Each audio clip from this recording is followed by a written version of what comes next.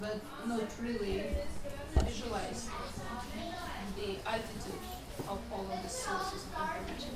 But last year, I took Karma Yoga program living in ashram.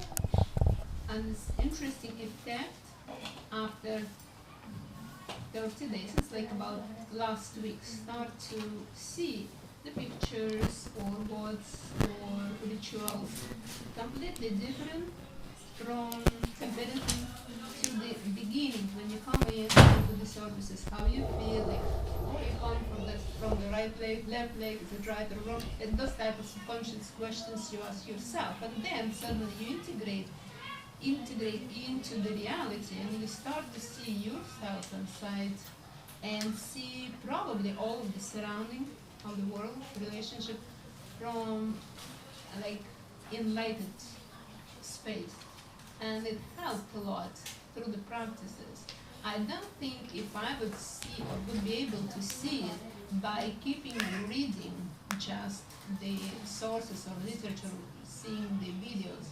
It was really essential to me to be part of this life, which is include everything, chanting, karma yoga, like walking through meditations, all complex. But it didn't reveal immediately in the first few days. It took a time to feel it through, like transpassing through, to realize really the significant or essential impact in that. And I think with talking, and it doesn't touch. So that's why I think the practice is really, really So powerful. what do you like about the program that we're doing here? Very much so.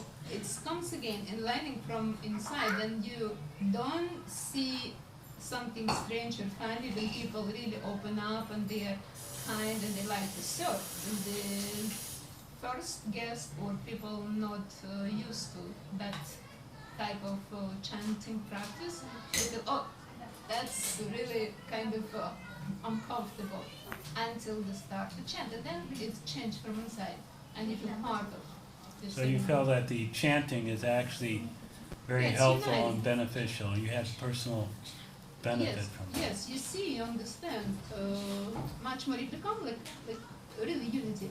You feel it's a part of all this process. Okay. Sorry, we forgot to ask you what you liked about the process today. The mic is Yeah, it just inspires to perform the daily religious activities by praying the God more. That's what I feel. okay. More people? I think we have 20 more minutes, good. 24 minutes, 20 minutes more, 40 minutes more 20 more minutes to do it.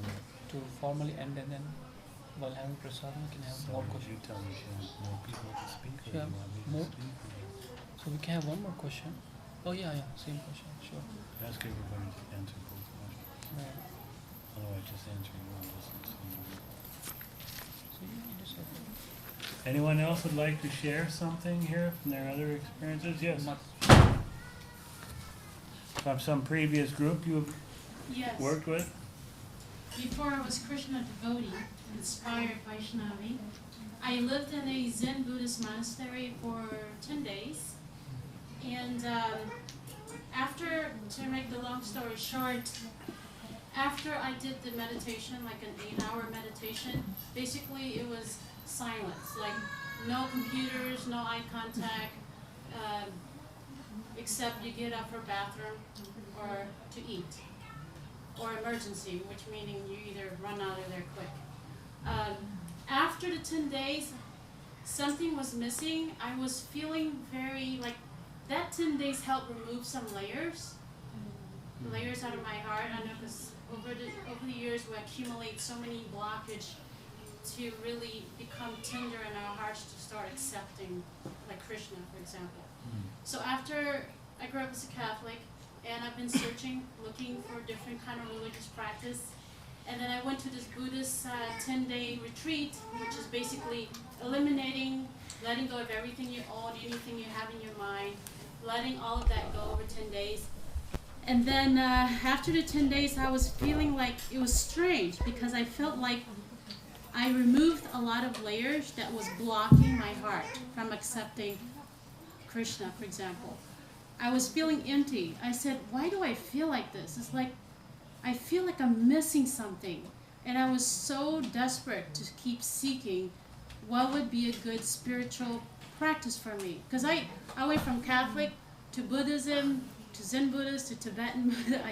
I went to everywhere. After that, my heart felt like, I feel really strange. I feel like I'm alone. My heart was like empty. It was weird. I mean, as a practicing doctor, I was like, I don't feel sick, but I feel like my heart was empty. But wasn't that what you were supposed to feel? Emptiness, because I eliminated all my owning. You know, I eliminated everything I owned. I eliminated everything about business planning. So I asked my friend, who actually lives in Alatra, you probably know him. He was a comparative religion major. I said, let me put your degree to the test. I said, I am hungry for some spiritual practice. I just came from a 10-day retreat, and now I feel like something has just lifted out of my heart, and I'm hungry. Guide me to what spiritual practice I should do. Because it didn't work for me, the Catholic, the Buddhism, nothing. It just didn't touch me. It just didn't wake me up. So anyways, he emailed for me on behalf of my name, everything, and he emailed the president of the Hillsboro, Oregon ISKCON. And then the next week, I got a call and an email, and then he told me, this religion is for you. Because he researched Bible, he was like skeptic with everything. He said, and he wasn't a Krishna devotee too, he's just a scholar at that time. But now he's a devotee actually. So he researched everything. I saw him thick book, Bhagavad Gita, Upanishad, Bible, right on top of each other. I'm like, what is this? He said, the answer will come to you next week. And I got a call from a devotee, and I had no idea who called me. He said, we want to invite you to our Bhakti Vriksha program. I said, what's that? He said, just come, we would love to have you. And they sound so friendly. So when I came there, first thing I felt was love, was devotion. Everyone was so sweet. They gave me water. And we all bowed, and I said, I don't know what this is, but it's feeling good. It was just like this. And then the president came smiling. He said, your email was very intense. And I didn't email him. It was my friend. And I said, well, I'm pretty desperate. I'm really searching. And I was really pouring my heart out. I said, I'm really desperate. And I really admitted that. And after that first Bhakti Vriksha program, I just fell in love with Bhagavad Gita and Krishna conscious, and ever since then I became their family. So that is the beginning. And here I am, Geetha Devidasi. Thank you. Thank you. So I think we better. Daddy, hi. We're going to have to proceed towards the conclusion here. Because the children are ahead of us, I think. And it gets a little chaotic. Basically, what the concepts here that we're trying to understand. Who am I? Many people search in different ways to understand who they are, or they accept an immediate experience. Children, they simply think that the purpose is simply to please their senses. They're very active. They have to have something to eat, something to do, something to eat, something to look at constantly. Otherwise, they can't hold still. They can't tolerate. So, as we grow older, we become a little more refined. We can tolerate for a few minutes, a few hours. But still we're doing the same sorts of activities. We're looking for something to satisfy my taste. It's like, I don't know if any of you have ever flown in the airport, gone to the airport and taken a flight. But when you go there, especially in the morning, all the refreshment, all the food stands, they're all brewing coffee. So, and then they have different foods they're making, whether it's popcorn or cinnamon rolls. So the air is full of these smells, and pretty soon everyone gets the idea, hey, that smells good, let me go eat something. So they're pulled by their senses to try, and they think this is going to make them happy. But in reality, it doesn't last. It doesn't last long. How many cinnamon rolls can you eat? 1, 2? Can you eat 5? Can you eat 10? If one is enjoyable, 10 should be much more enjoyable. But it's not like that. We're limited. We have a very small capacity on what we can enjoy. But Krishna, God, He has unlimited capacity. He created the whole material world. He created all the cinnamon rolls that everybody wants to eat. But His capacity is far beyond ours. But we're small, and we're trying to imitate. We're trying to find that enjoyment like He does, but we find out quickly we're limited. And we have another problem. We all get sick. Anyone here never got sick? Sooner or later we get something goes wrong with this body, because that's the nature of living in this world. But do they have any stores down there that sell, oh, you want a cold, come here. You want chicken pox, here, come take this one. You want cancer, this is on sale, we'll give you a special deal. No, there's no such store, because nobody wants this kind of suffering. We're trying hard to avoid, but it comes anyway. In spite of our best endeavors, it comes anyway.